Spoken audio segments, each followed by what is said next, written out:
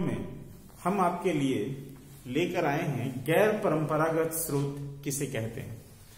गैर परंपरागत स्रोत ऊर्जा के ऐसे स्रोत हैं जो हम बहुत पहले से इस्तेमाल नहीं कर रहे हैं, लेकिन अगर उनका इस्तेमाल बढ़ा करके किया जाए तो निश्चित रूप से वो हमारे पर्यावरण के अनुकूल होंगे और हमारी ऊर्जा की जरूरतों को पूरा करने के योग्य होंगे। आइए गौर करते हैं कि गैर परंपरागत ऊर्जा स्रोत कौन कौन से हैं। सबसे बड़ी ऊर्जा का स्रोत हमारे पास सूर्य है, तो आज हम सौर ऊर्जा के बारे में ही चर्चा करते हैं। सूर्य से आने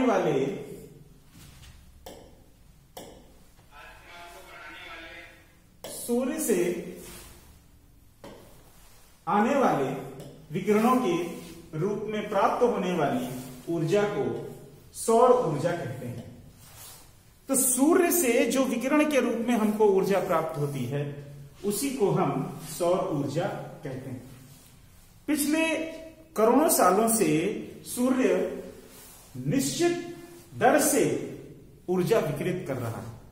अगर हम उस ऊर्जा को अपने हक में, अपने हित में इस्तेमाल करने की तकनीक विकसित कर लें तो निश्चित रूप से हमारे लिए ऊर्जा की जरूरतों को पूरा करना बहुत ही आसान हो जाएगा। वैज्ञानिकों ने पिछले कई समय से काफी कार्य किया है और धीरे धीरे ऐसे उपकरण भी बनकर तैयार हुए हैं। सौर ऊर्जा पृथ्वी के किसी क्षेत्र में प्रतिदिन प्राप्त होने वाली सौर ऊर्जा का औसत मान 4 से 7 किलोवाट घंटा प्रति वर्ग मीटर होता है। प्रति वर्ग मीटर यानी 1 वर्ग मीटर के क्षेत्रफल में हमको 4 से 7 किलोवाट घंटा ऊर्जा प्राप्त हो जाती है। ये अपने आप में काफी ठीक ठाक मात्रा में है। यदि हम इसका इस्तेमाल करने वाले उपकरण सही ढंग से बनाएं तो फिर एक और टर्म आता है सौर स्थिरांक। सौर स्थिरांक की जो वैल्यू है वो 1.4 किलोवाट प्रति वर्ग मीटर है। सौर ऊर्जा को सही ढंग से इस्तेमाल करने के लिए हमने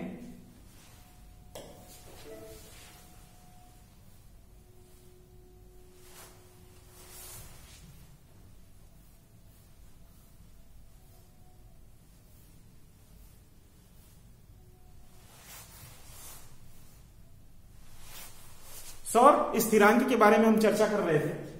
सौर स्थिरांक पृथ्वी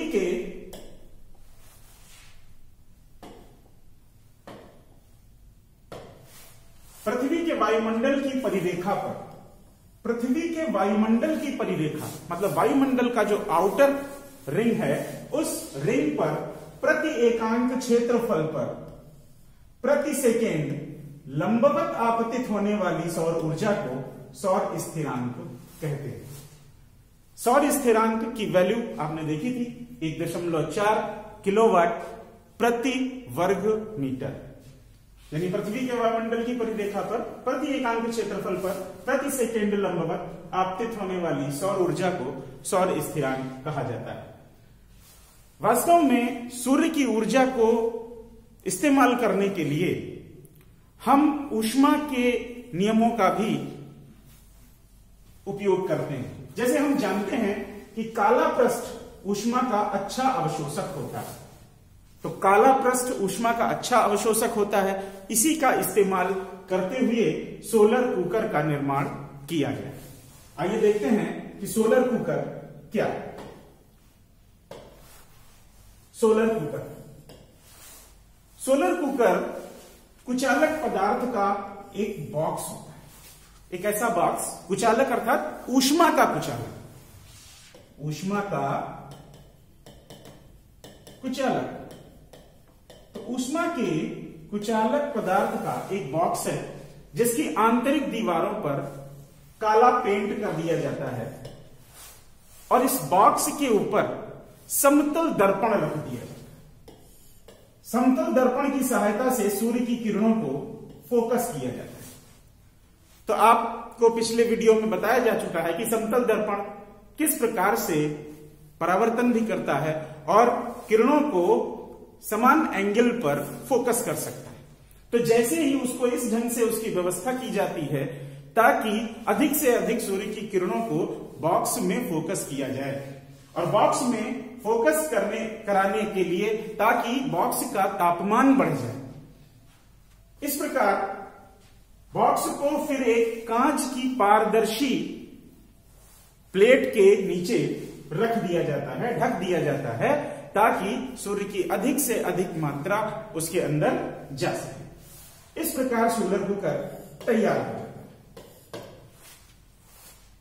सोलर कुकर के भीतर का जो तापमान है वो 100 डिग्री सेंटीग्रेड से 140 डिग्री सेंटीग्रेड के बीच रहता है, और इतना तापमान जल को उबालने के लिए पर्याप्त है। यदि जल उबल गया तो आप जानते हैं कि आसानी से भोजन पकाया जा सकता है। सोलर कुकर के फायदे क्या हैं, हमें यह समझना होगा। सोलर कुकर किसी प्रकार का धुआं उत्पन्न नहीं करता। जैसे कि लकड़ी और उपले को जलाने से जब हम ऊर्जा प्राप्त करते हैं तो उससे धुआं उत्पन्न होता है। धुआं हमारे स्वास्थ्य के लिए भी हानिकारक है और पर्यावरण के लिए भी कुछ गैसें ऐसी हैं जो पर्यावरण के अनुकूल नहीं। अब चूंकि धुआं उत्पन्न ही नहीं होता है, इसलिए यह सोलर कुकर का कॉन्सेप्ट पर्यावरण के बिल्कुल अनुकूल है। तो पर्यावरण हितैषी है, पर्यावरण की सुरक्षा करता है, किसी अन्य ईंधन की आवश्यकता ही नहीं।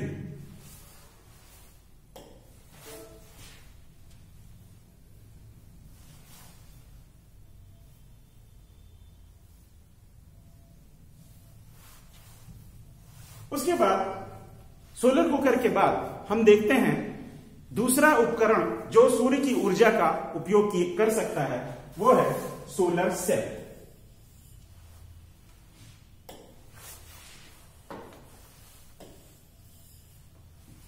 अब देखते हैं सोलर सेल वास्तव में लगभग 100 वर्ष पहले सेलेनियम की खोज हो चुकी थी, और सेलेनियम के बारे में यह जानकारी हुई थी कि यदि सेलेनियम की परत को सूर्य के प्रकाश में रख दिया जाए तो विद्युत उत्पन्न होती है। लेकिन प्रारंभ में सेलेनियम से प्राप्त होने वाली विद्युत अल्प मात्रा में थी, केवल 0.6% भाग ही विद्युत ऊर्जा में परिवर्तित हो पाता। यानी जितनी सूर्य की का प्रकाश या जितनी सूर्य की ऊर्जा सेलेनियम पर पड़ती थी, उसका केवल 0.6% भाग ही विद्युत ऊर्जा में परिवर्तित हो पाता था। लेकिन जैसे जैसे और खोजें हुई, सिलिकॉन, गैलियम तथा जर्मेनियम जैसे पदार्थ भी मिले। तो सिलिकॉन, जर्मेनियम तथा गैलियम जैसे अर्धचालक जब मिले तो जो उससे बनने वाले सौर सेल थे उनकी दक्षता बहुत ही अच्छी थी, और इतनी अच्छी थी कि वो दक्षता 0.6% की बजाय 10 से 18% तक रही। हालांकि आजकल सेलेनियम से जो सेल बनाए जा रहे हैं उनकी दक्षता काफी अच्छी हो चुकी है, और उनकी दक्षता लगभग 25% तक आ गई है। तो इस प्रकार से सोलर सेल का इस्तेमाल करके हम सूर्य की ऊर्जा को अपने हित में इस्तेमाल कर सकते हैं।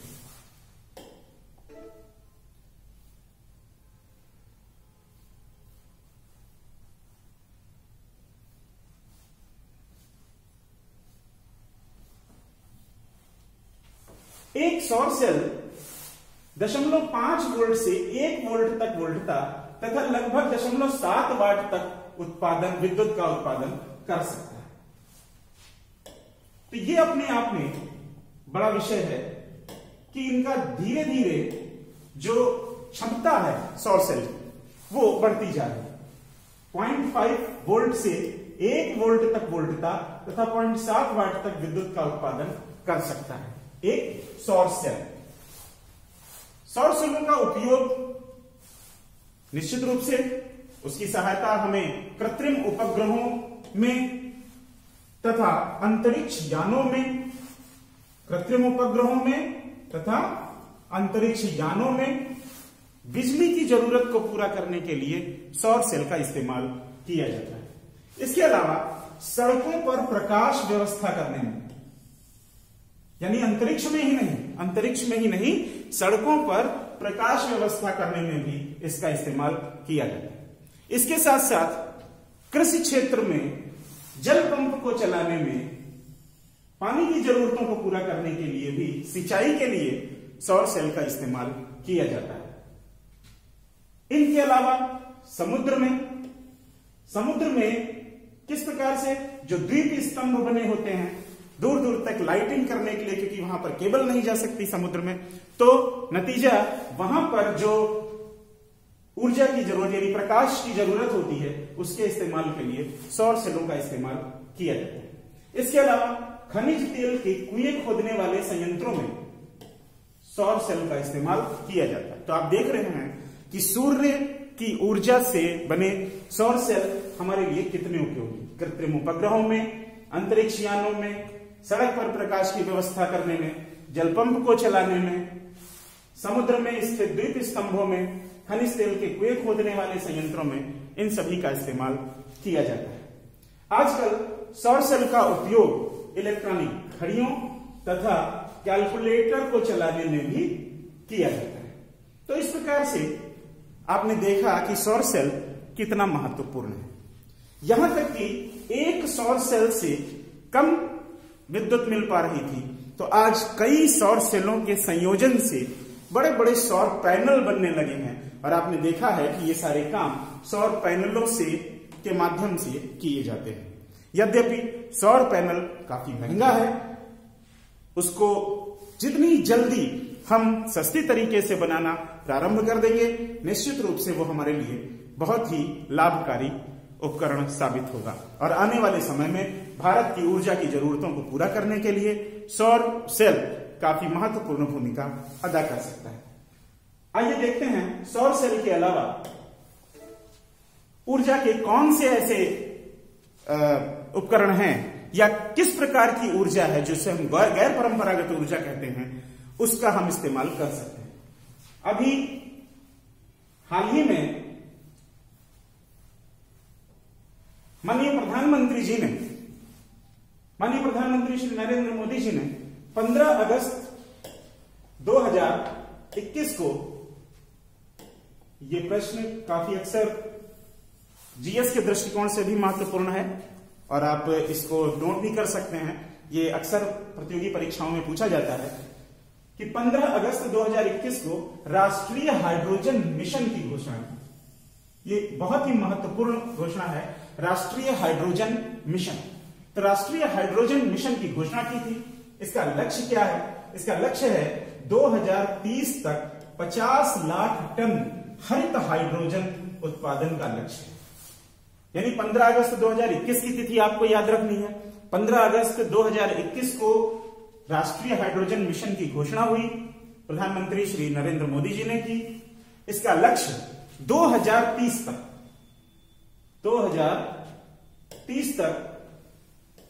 ये 2030 तक का लक्ष्य भी आपको ध्यान में रखना है कि 2030 तक 50 लाख टन हरित हाइड्रोजन, 50 लाख टन हरित हाइड्रोजन उत्पादन का लक्ष्य रखा गया। अभी आपको आगे बताएंगे कि आखिर ये हरित हाइड्रोजन क्या चीज है। इसकी लागत लगभग 19,744 करोड़ रुपए का ये मिशन है। हरित हाइड्रोजन है क्या? वास्तव में हरित हाइड्रोजन का वह रूप है जो पर्यावरण के पूर्णतया अनुकूल है। हरित हाइड्रोजन अर्थात कार्बन मुक्त हाइड्रोजन। कार्बन मुक्त हाइड्रोजन का क्या अर्थ? कार्बन मुक्त हाइड्रोजन आपको जल से मिल सकती है। हम लोग जानते हैं कि जल का सूत्र क्या होता है? H2। अगर हम इस H2O से जल को मुक्त कर लें, हाइड्रोजन को मुक्त कर लें, कैसे? तो जल के विद्युत अपघटन द्वारा। कैसे? जल के विद्युत अपघटन से हम ऐसा कर सकते हैं। तो जल के विद्युत अपघटन से हम हाइड्रोजन को मुक्त कर सकते हैं और हाइड्रोजन जो मुक्त होती है, ऐसी हाइड्रोजन कार्बन रहित होती है, पर्यावरण के पूर्णतया अनुकूल होती है और इसीलिए इसे हम हरित हाइड्रोजन भी कहते हैं। यह एक स्वच्छ ऊर्जा है। यह ऊर्जा अक्षय ऊर्जा स्रोतों जैसे सौर ऊर्जा का प्रयोग करके पानी को हाइड्रोजन व ऑक्सीजन में बांटने से पैदा होती है। तो जल के विद्युत अपघटन से हम इसका उत्पादन करते हैं हरित हाइड्रोजन। यहीं पर दो बातें जान लेना और आवश्यक है कि हाइड्रोजन को नॉर्मली हम पहले से इस्तेमाल कर रहे हैं, लेकिन ग्रे हाइड्रोजन के रूप में इस्तेमाल कर रहे हैं। ग्रे हाइड्रोजन क्या है? ग्रे हाइड्रोजन वास्तव में जो पेट्रोलियम पदार्थों से प्राप्त होने वाली यानी नेचुरल गैस यानी प्राकृतिक गैस से प्राप्त होने वाली जो हाइड्रोजन है वो ग्रे हाइड्रोजन कहलाती है, जबकि जल के विद्युत अपघटन से जो हाइड्रोजन प्राप्त होती है ये हरित हाइड्रोजन कही जाती है। इन दोनों के बीच में भी एक बात आती है, ब्लू हाइड्रोजन। तो ब्लू हाइड्रोजन क्या है? ब्लू हाइड्रोजन का मतलब यह होता है कि पेट्रोलियम पदार्थों से जो हाइड्रोजन प्राप्त होती है अर्थात ग्रे हाइड्रोजन, अगर ग्रे हाइड्रोजन की में निकलने वाली जो गैसें हैं उसको अगर वातावरण में मिलने ही न दिया जाए और वातावरण में मिलने देने के बजाय उसको किसी तकनीक का प्रयोग करके निचले स्तर पर ही रख लिया जाए और उसके इस्तेमाल से हम कुछ कार्य करने लगे, तो ऐसी हाइड्रोजन को ब्लू हाइड्रोजन कहते हैं। लेकिन इन दोनों से आगे हरित हाइड्रोजन सामने आ चुकी है, जो कि पूर्णतया कार्बन मुक्त है और पर्यावरण के पूर्णतया अनुकूल है। हालांकि इसका एक ड्रॉबैक भी है। हरित हाइड्रोजन अभी उसकी लागत काफी अधिक आ रही है। यदि हम उसकी लागत को 50% तक कम कर पाएं तो निश्चित रूप से हरित हाइड्रोजन हमारे लिए, इस देश के लिए, देश की ऊर्जा की जरूरतों को पूरा करने के लिए बहुत महत्वपूर्ण है। तो इस प्रकार आज के वीडियो में आपने देखा कि गैर परंपरागत ऊर्जा के जो स्रोत हैं, मुख्य रूप से यदि उनका अच्छी तरीके से उत्पादन किया जाए तो वो भारत की ऊर्जा की जरूरतों को अच्छी तरह पूरा कर सकता है। अगले वीडियो में इसी तरह हम कुछ अन्य विषयों को लेकर आपके सामने उपस्थित होंगे। तब तक के लिए नमस्कार।